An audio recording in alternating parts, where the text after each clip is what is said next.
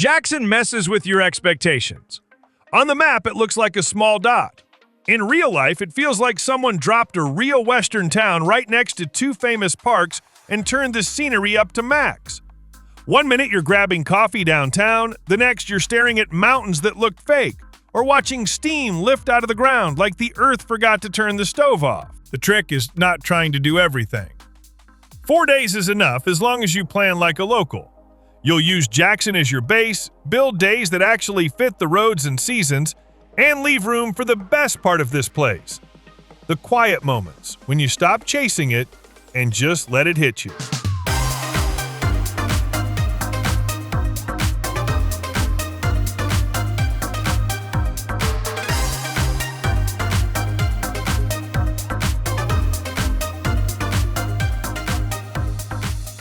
Day 1.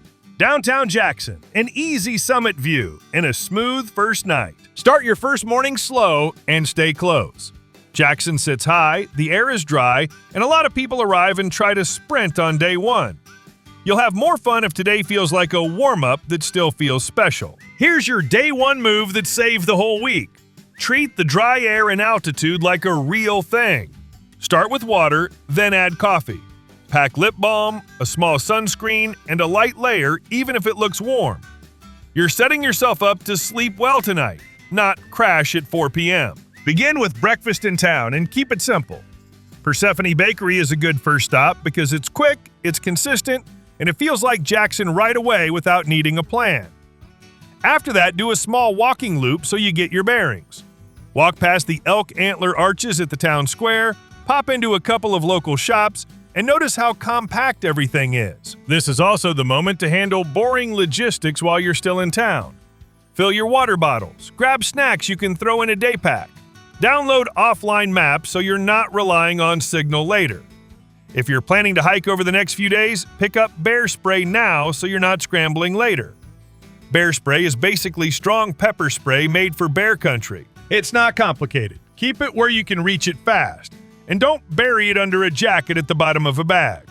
The goal is peace of mind, not panic. If you want one quick dose of history without sitting through a full lecture, go to the Jackson Hole Historical Society and Museum. It's the fastest way to understand why this valley is more than a photo stop. You'll leave with a better feel for ranching, conservation, and how the valley changed once people realized the scenery could pay the bills. Now shift into something that matches the setting. Take a short drive north to the National Museum of Wildlife Art. Even if you're not a museum person, this one works because the subject fits the region. The building looks out over open space, and the collection is all animals and wild places. Keep it short. You're setting the tone and giving your legs a break. By late afternoon, go for a view that doesn't require a full wilderness commitment. Head to Snow King Mountain. It's right by town, so you're not sinking hours into driving. Ride up for a panorama that makes the whole layout click. The town below, the valley stretching out, and the Tetons sitting there like a wall in the distance. If you're here in winter, it's also fun just watching the ski scene from a safe, low-effort distance. A small local tip before dinner. Jackson parking is manageable if you stop fighting it. When you see a spot, take it. Don't do endless loops trying to find the perfect curb right in front of where you want to be. You'll waste more time circling than you would walking 2 extra blocks. Dinner tonight should feel like a reward, but it shouldn't turn into a 2-hour ordeal. Make a reservation at the Blue Lion and eat a little earlier than you normally would. Jackson gets busy, and an early table keeps you ahead of the rush. After dinner, keep the night simple. Take a quiet walk, stretch your legs, and get to sleep like you mean it. Tomorrow is your first real nature day. Day 2. Grand Teton Sunrise Loop, a lake hike, and a picnic with views. Today is the day you'll understand why people get obsessed with this region. Set an alarm and get moving before sunrise. This isn't about being hardcore, it's about beating the crowds and catching the Tetons when the light is soft and the wind is calm. Drive north into Grand Teton National Park and aim for Schwabacher Landing first. It's a short, flat walk from the parking area to the water, and on a calm morning, the mountains reflect like a mirror. Bring a warm layer, even in summer, because mornings can feel sharp near the water. Keep your voice low, move slowly, and treat it like a quiet room. Wildlife sometimes shows up here, and you'll see more when you're not stomping around like you own the place. Next, head to Mormon Row. You're here for the classic barns with the Tetons behind them. Keep it quick, get the photos, then move on. The goal today isn't to spend hours at every pullout. It's to stack a few high-impact stops, then do one solid walk. Your main activity is the Jenny Lake area. Parking fills up early in peak season, which is another reason you started at sunrise. From the trailhead, go for Hidden Falls and Inspiration Point. This is a straightforward, out-and-back hike with a big payoff. And it's a perfect middle ground if you want a real trail but you're not trying to do an all-day sufferfest. If you see the word trailhead on signs, that just means the starting parking area for a hike. Park there, lock your car, and that's where the trail begins. 2 tweaks can save this part of your day. If you want to cut walking and save your knees, there's a shuttle boat across Jenny Lake that drops you near the west shore with short trails from the boat dock to Hidden Falls and Inspiration Point. And if Jenny Lake parking looks like a full contact sport, pivot to Taggart Lake instead. It's a 3-mile round-trip hike with a steady, friendly climb and big views for the effort. That backup plan keeps your day on track without feeling like you missed anything. A few practical tips make this hike easier. Bring more water than you think you need, even if it feels cool out. Wear shoes with grip because some sections get slick. If you're hiking with kids, keep them close on the steeper parts and don't let them cut corners, because that's where you can surprise wildlife. And yes, bring the bear spray you picked up yesterday. Not because you're expecting trouble, but because it lets you relax. Season matters in Grand Teton more than people realize. The Teton Park Road is closed November 1st to April 30th on the main section between Taggart Lake Trailhead and Signal Mountain Lodge.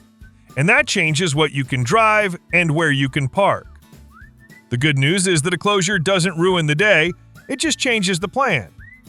In winter, you focus on what's accessible from the main highway, and you treat the closed road as a quiet corridor for walking, snowshoeing, or skiing instead of a route for cars. Before you go deeper into the park, handle fees once so nothing surprises you at the gate. A standard entrance pass for a private vehicle is $35 for 7 days.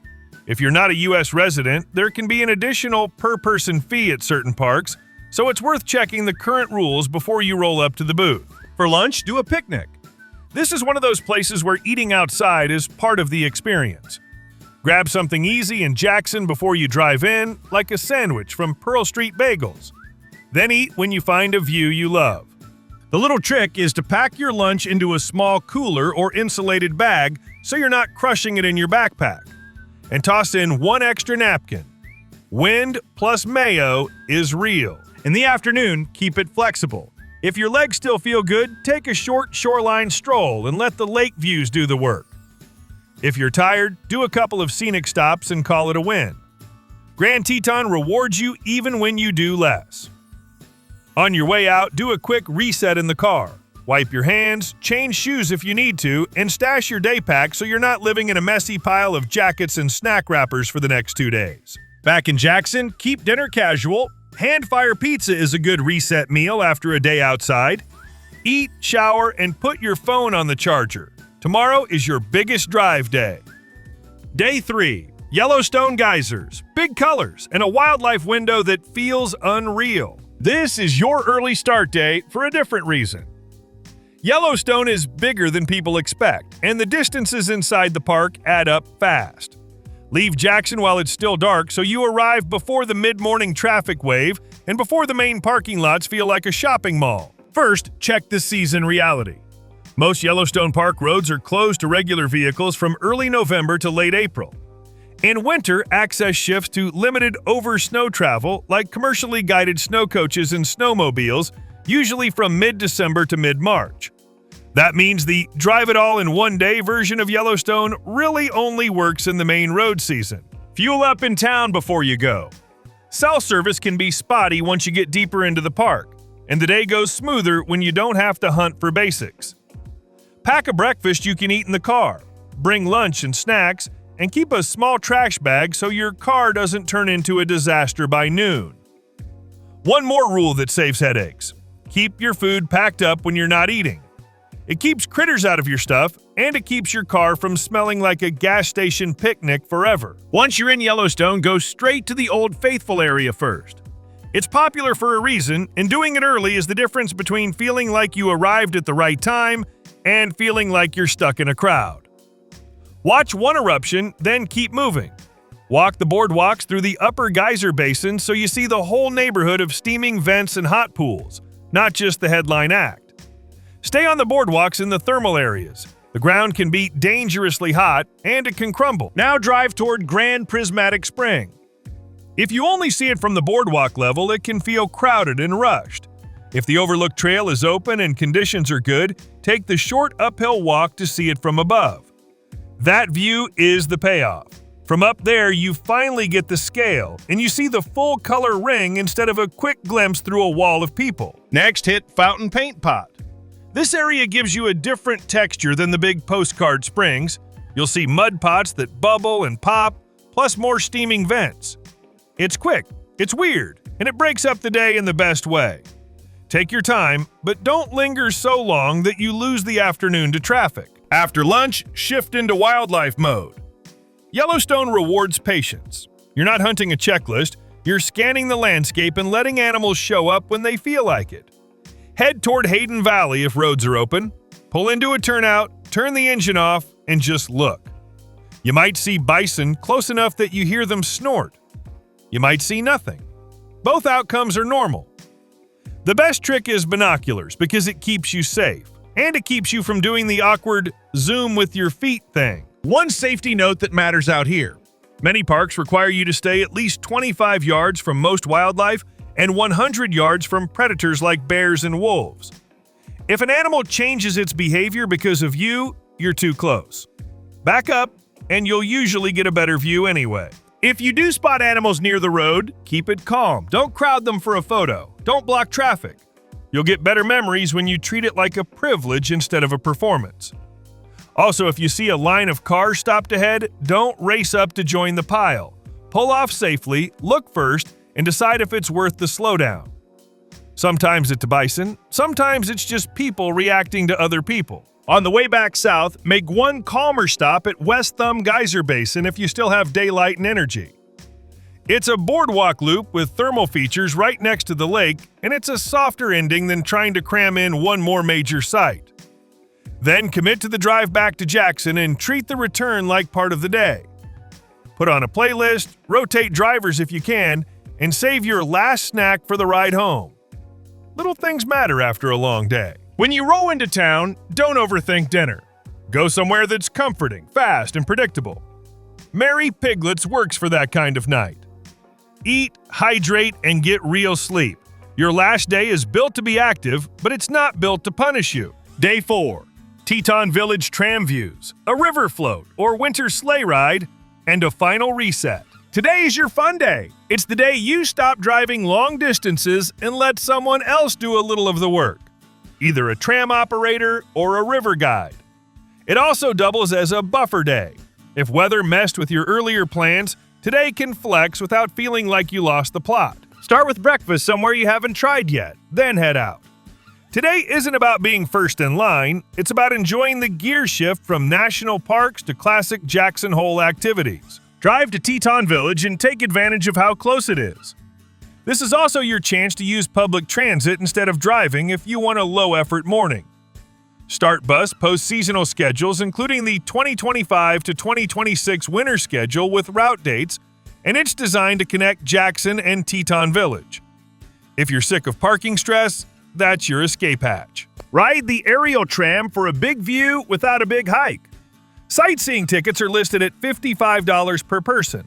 At the top, take a short walk, find a spot out of the wind, and just look. This is one of the cleanest ways to understand how dramatic the terrain is, especially if your trip has been more road-based than trail-based.